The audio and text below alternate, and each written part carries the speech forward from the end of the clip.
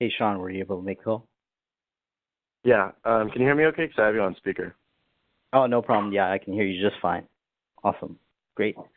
All right. Well, perfect. Hey, thanks again for making it on the call. Appreciate that. Let me go ahead and introduce you to everybody on the podcast. So, hey, everybody, the community, welcome again to another episode. Actually, a special episode. This is 2 episodes in 1 week to the SMA audio show. This is the SMA audio show where it's a podcast for the community of St. Michael Academy in the South Bay, San Diego area. And we interview and share information about people making a difference and who've been impacted by the value of Catholic education in their lives and in their families' lives. For this episode and this week, we have a special guest, Mr. Sean Panado. We're able to reach out to him in just some of our posts through social media on Twitter. We happen to actually, get some engagement with him, and came across that he was, had some time in the Catholic school system through elementary school into the junior high and also into high school, where he's preparing to actually start into his 4-year university path and career of his life. So we wanted to welcome you to the call and, just get your story, hear a little bit about yourself, and ask you a couple questions. So, Sean, again, thank you so much for joining us on the call. Yeah, of course. Hello, everyone. My name is Sean Panado. I just graduated from St. Augustine High School. It's a private Catholic all-boys education high school in San Diego, in North Park specifically. I grew up in the South Bay area, and then I moved a lot of times, and then I finished up here in North Park right alongside Saints, and this following year I'll be attending University of California, Los Angeles, UCLA. I will be studying physiological science. I got in for biology, but I wanted to switch to a more human-based major with the goal intended of becoming a doctor and studying emergency medicine and trauma. Amazing. Very, very cool. So for those who are still in school, if you aren't inspired by that, please get inspired. So, Sean, one of the questions I wanted to ask you, obviously, you had early on in school, you actually were in the Catholic school system, even like myself as well. What I wanted to find out from you, I really wanted to focus on like that jump from like say 8th grade and then like your time at Saints, like from freshman all the way till recently your graduation. Can you kind of give a little summary of like how that jump was from just like I guess from the size and community aspect, and then kind of growth, and some of the things that kind of stretched your comfort zone as you went from like 8th grade, 9th grade, all the way until senior graduation? Right. Well, as I get older, I've been starting to realize like the magnitude of education and the more important aspects of it. And every time I've gone back and spoken at my old middle school and elementary school, and what I really preach to them is that Catholic education, especially from that young age, because I was Catholic school my whole life, from preschool all the way through high school, and I was telling them just the preschool and kindergarten through 8th grade aspect. That's primarily setting up your foundation, your values, your morals, how you think, how you talk to people, how you respect people, and how you learn really not to judge them and not judge a book by its cover. And then that really set me up, obviously just going into high school. I only had 4 other classmates from my middle school going there. Fortunately, I was able to know people through the basketball team. I played basketball through my 4 years. And then I was able to be fortunate enough to be part of ASB, the student government, all 4 years. So from there, obviously, I was very heavily involved. But obviously going through Catholic school my entire life and then working it out at UCLA, a lot of people sometimes assume, because I've worked a total of 4 jobs, and sometimes when I meet people outside of my school and out in the community, they'll say, private school kid, you're probably silver spooned your whole life, you probably had it easy. And I always explain to them, no, I moved a total of nine this will be my 9th move in my life when I move up to college. My parents were divorced from a very early age, but I was very fortunate enough to have a lot of financial aid and get my way through St. Augustine with a lot of help, just because of they really respected what I did for the school, who I was as a person. I really felt like I was just nurtured and brought up through my elementary and middle school. I had just recently, after I graduated high school, I had a reception. I went back to my middle school and elementary schools, invited all my old teachers, my original teachers. I let them know, I want you to come out and I want to be able to show you what I've become because of your influence on my life. At the end of my speech, I announced to them. I said, because of everyone standing here in front of me, my middle school and elementary school teachers included, I've become who I am, and some of my accomplishments, like you can find it later, but some of them include, like, I was on ASB, or my student government, all 4 years. I was class president, and then my school president as my 4th year. I was a 3-year varsity basketball player. We won the city championship 2 times in my 4 years. I wrote for the newspaper. I was featured in the New York Times, stuff along those lines. And really, it was just developed my work ethic, and I really feel like brought up and being Catholic in the education system, it really set me up with my morals and how I treat people. And I think because of that, that's why I was so successful.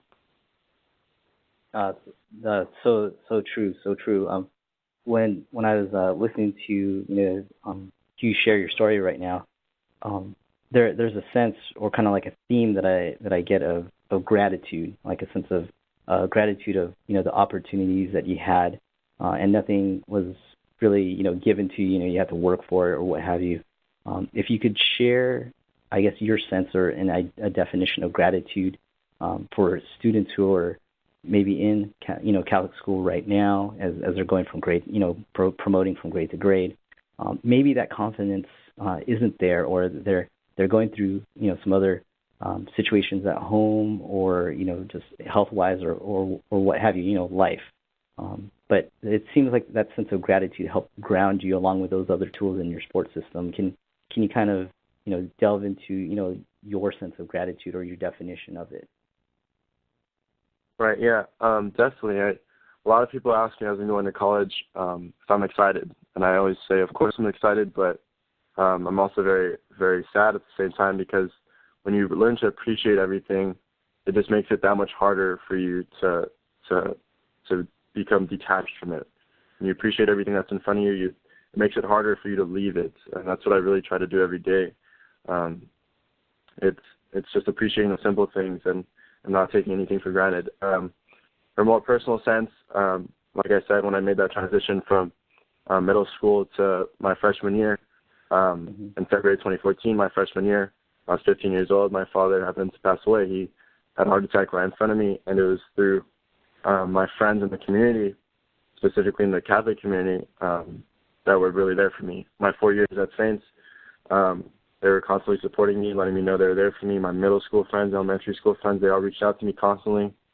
I had parents and friends, and like I said, my parents were divorced from a young age, so really I jumped around. I had to move around a lot, and it was hard for me sometimes, and it was hard to appreciate what I have, especially through those tough times. But I remember, for example, I was walking along with my father's casket to the front of the funeral mass, and I looked back, and like roughly 3/4 of the church at St. Michael's Church actually was where we had our services. It was filled with my high school friends, all of my high school administration, my teachers, some old middle school and elementary teachers and friends, and they had taken the day off, or they had requested to skip classes just to be at my father's funeral services. I was a freshman. I was only at school for roughly half a year, and they made it out. I appreciated that effort. So obviously, like I said, when I lose someone as close as I had to my father, it's very easy. I guess people say it's a little bit easier for me to gain perspective of gratitude. But even beforehand, especially when you're making that transition from middle school to high school, and you're in those teenage years, you're learning who you are, you're discovering your interests. It's very difficult for you to really be compatible with your parents, because they're also at the same time trying to realize that you're growing and making significant change in your life. But my message to them usually is just I think the hardest thing is just because of all the technology and social media, it's very tough for people to appreciate people and time. I feel like people and time are the most valuable things that we have. People are more concerned with the materialistic things and their image as opposed to appreciating the person and the time that they're spending with another person. For example, you go out to dinner with your family, I see half the kids not engaging with their parents, perhaps being on their phone, on social media, or playing a game instead, as opposed to when you're at the dining table. I was always taught you have a conversation, you learn to speak, you learn your communication skills. That's how you learn how to address a person, how to respect them. And I was never able to have my phone out at the table, even though I grew up in this technology age and I was raised in it. That's just something I preach always. You get picked up from school, your parent asks you how you doing in the car, or how was school today. Don't respond with just a good. Just respond with, oh, we had this going on in class today, we learned this today. It's very easy just to go on your phone when you get picked up. It's one-on-one. Just go on your phone and then have a mute drive for the rest of the way home. But I really try to emphasize those are some of the most important conversations you can have with a parent is on the drive home. But yeah, like I said, gratitude, it's really just a mindset. You really have to engrave it into yourself and really be passionate and be thankful for what you have. It's very difficult, but it really will make things a lot more enjoyable in the end. I couldn't agree with you more. Even being a father myself, I know that with my eldest daughter, when we come home from work, that's one of those questions I always remember asking her, because I remember my parents would ask the same thing of, hey, how's your day at school? And it was more of storytelling time, right? It was that time to converse and to share, and not just have not treat it like a multiple choice test and it's A, B, C, or D, and that's it. So right. definitely can understand where you're coming up from that, and now more than ever as a father and stuff. But it's really great to see that in the generations coming up through elementary, high school, into college and into their adult lives. It's great to see young people still valuing those fundamentals that I think a lot of people will see as timeless. They transcend decades and generations. So that's amazing. That is definitely amazing and very impactful. And hopefully, that's one of the reasons we wanted to really interview you, is because just even seeing some of the stuff, the courage and everything that you, and the openness to put your story and your background a little bit on the internet out there, but to have the courage to say, hey, let's sit down or jump on a phone call and actually have a conversation, I think speaks volumes truly of the organizations and more of the relationships that you've built with the people. Because you can, for the community listening, if you can't tell that this young man here is going to just add so much value and really put a stamp and make an impact on this world, not just one time but multiple times, then please re-listen to this and share it with your cousins, your nephews, and everybody else, because this story is truly impactful of what Sean's been able to do, and he's just getting started. So, Sean, what I wanted to leave with you or ask you, your last question is, hey, so you said you're going to be jumping into college. You have some aspirations. What things are you, I guess, kind of doing or getting in your mindset, I guess, to prepare yourself for, having that faith travel with you, as you make that move physically, in location to your new school and your new home over there. Like, what things from a faith point of view are you doing to prepare yourself as well? Obviously, I'm obviously just packing. That's been a lot on my mind, and I've also just been trying to spend as much time as I can with my closest friends and family before I leave, because I know I'm not going to be able to see them a lot. Obviously, LA is only a 2.5-hour drive, but like I said, I value family very much, and at the end of the day, that's what's there for you, and I always preach that. So I'm just spending time with them, stopping by all my favorite places here in San Diego, and I'm just trying to enjoy my last couple of days. But yeah, I think that's about it. I'm still studying, or not studying, but not studying at all. Just trying to keep my mind just reading constantly every now and then, just trying to keep it exercised, so I'm not too shell shocked when I go into it. There you go. Perfect, man. Well, I know the whole community, St. Michael's, the whole San Diego community, Saints, all the alumni and the whole community there. We're always going to be praying for you, sending lots of love and energy, because you're a person not afraid of hard work, but definitely all of that will definitely pay off, because whatever you do, you're going to be changing a lot of lives and impacting a lot of people. So we thank you so much for your time. We know that preparing for college is no easy task, but we're very grateful for you to take a couple of minutes out of your day to really share your story, because I think it really can impact a lot of people. Of course. And I was also wondering if there's a chance I could say one more statement. If you want to top it in or out, or chop out any of that, sure, feel free. No problem. A lot of people also usually when I share my story at the end, they're like, yeah, but I'm not really like Sean. I don't have that kind of work ethic, or it's not as easy for me to communicate with people. I'm a shy person. It's very difficult for me to relate, and I understand that I'm a very outgoing person. I know where they're coming from. I'm not trying to say that what I did was easy, but I just wanted to say that what I did was possible. Obviously, I wasn't brought up. It wasn't easy for me at all. My parents were divorced at a young age. I moved 8 times growing up. My father passed away. I had to work 4 jobs in addition to school and basketball and my clubs and student government. I still tried to do my best in school. And I'm not going to say there weren't times where it was overwhelming, because obviously there was, but I just wanted to emphasize that even though it's not easy, it's still possible, and that's what I want people to keep going with their mindset, that if it's possible, then why not? If it's possible, then why not try? Why not give it a try to step out of your comfort zone? Why stay mediocre? Why stay comfortable? Because that's when you're not going to grow. So I just wanted to emphasize that as well before I left.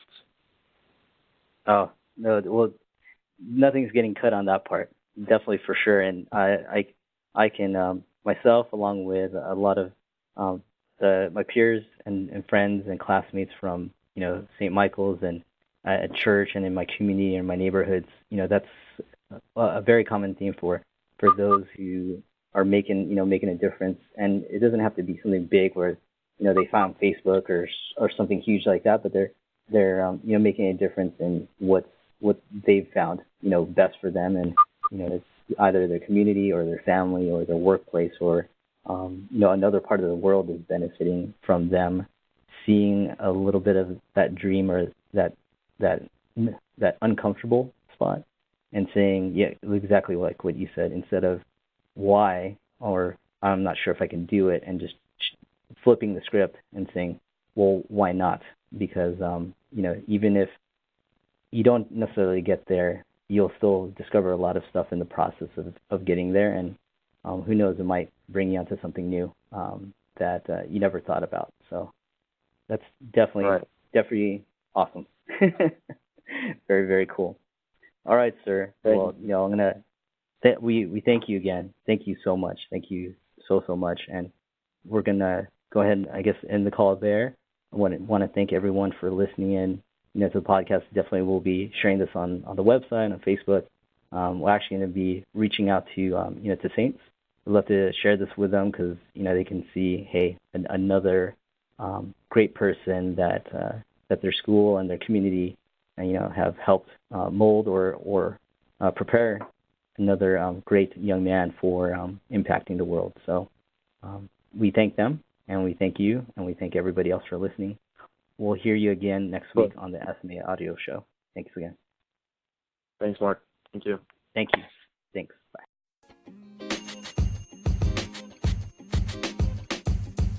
The podcast you just heard was recorded with Anchor. If you want to make your own, download the Android or iOS app completely free from anchor.fm/podcast. That's anchor.fm/podcast.